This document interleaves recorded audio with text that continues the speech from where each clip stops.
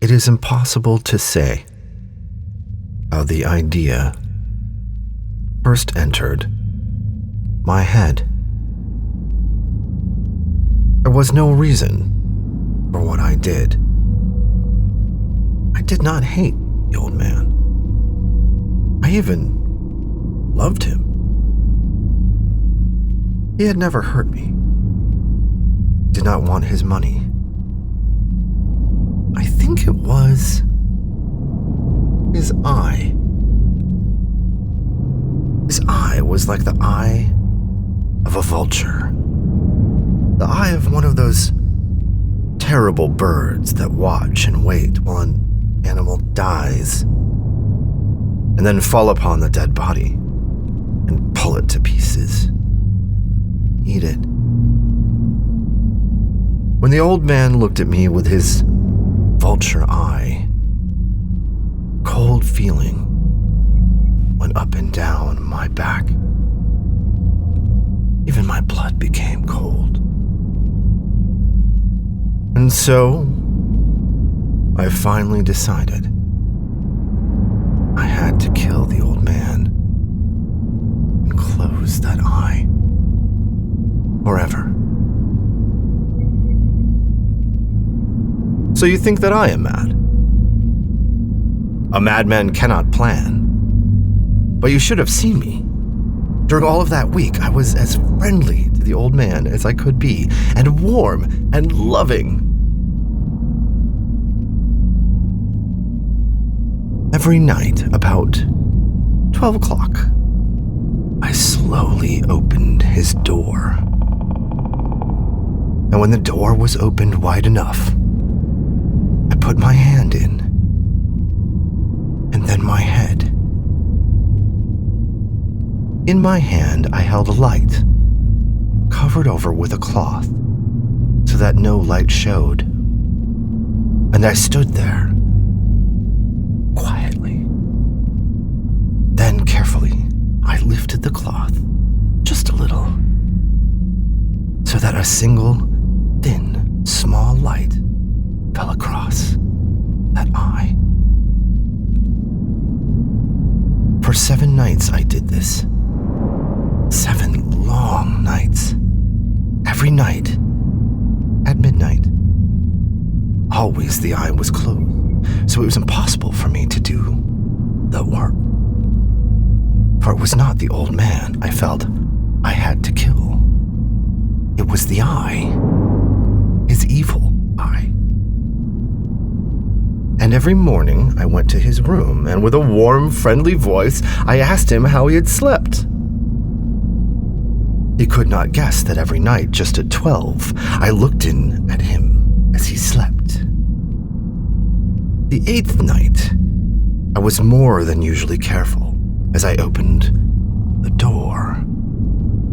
The hands of a clock move more quickly than did my hand. Never before had I felt so strongly with my own power.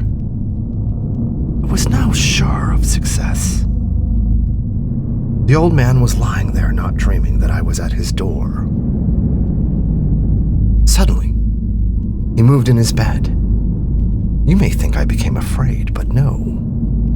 No. The darkness in his room was thick and black. I knew he could not see the opening of the door. I continued to push the door, slowly, softly. I put in my head. I put in my hand with the covered light. Suddenly, the old man sat straight up in bed and cried, "Who's there?" I stood quite still. For a whole hour, I did not move. Nor did I hear him again lie down in his bed. He just sat there, listening. Then I heard a sound. Low cry of fear, which escaped from the old man. Now I knew that he was sitting up in his bed, filled with fear. I knew that he knew that I was there. He did not see me there. He could not hear me there. He felt me there. Now he knew that death was standing there. Slowly, little by little, I lifted the cloth until a small light escaped from under it to fall upon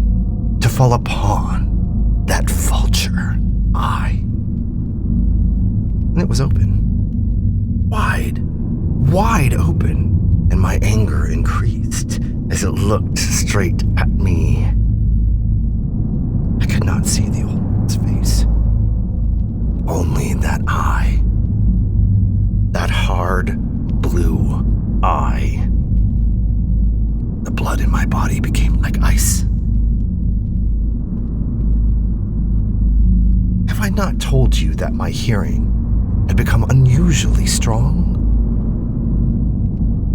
Now I could hear a quick, low, soft sound like the sound of a clock heard through a wall.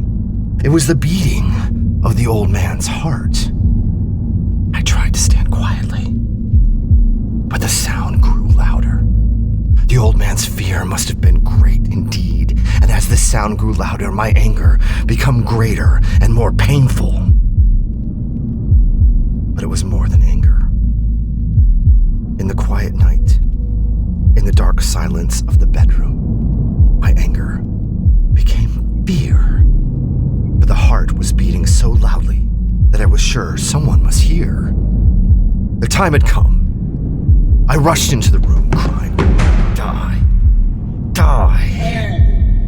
The old man gave a loud cry of fear as I fell upon him and held the bed covers tight around his head.